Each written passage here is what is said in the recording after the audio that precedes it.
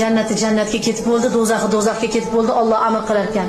Ey maloikalar, dunyoda kitob ko'targan borki, yig'ishtirib kelar ekan. Odamlar shovul kelar ekan, qorilar, qoriyalar, odam Safiyullohdan bizning davrimizgacha mushafdan Qur'ongacha o'qiganlar kelar ekan.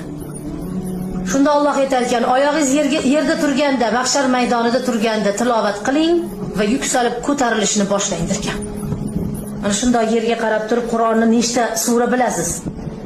Bismillahdan keyin alhamdulillahi robbil alamin arrohmanir rohim maliki yawmiddin.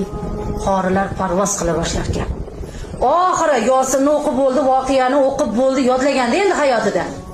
Mulki yodladi, 3-4 ta zamdan yodlab berdi-da, Nos surasiga kelganda to'xtadi-da, Alloh bilganim adadi shu yergacha edi deb to'xtasa, to'xtab qolgan jannatida abadul abad qolsin deb aytarkan Alloh.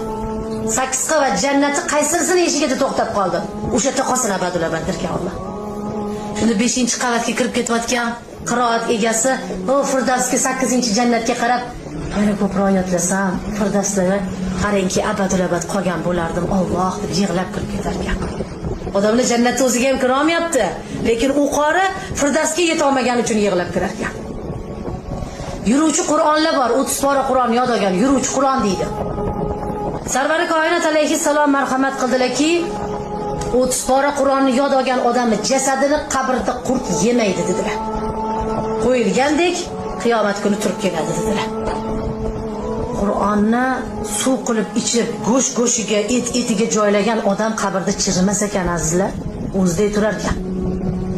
Rasululloh sollallohu alayhi vasallam aytdilar, sizlar osonlik bilan o'qiyotgan Qur'onni menga vahiysi juda og'ir keldi dedilar. Titrab, qaqshab, oyoq qo'llaridan jon qochib, lablari ko'kargan holatda qarangki, Qur'onni vahiysini qabul qilar ekanlar.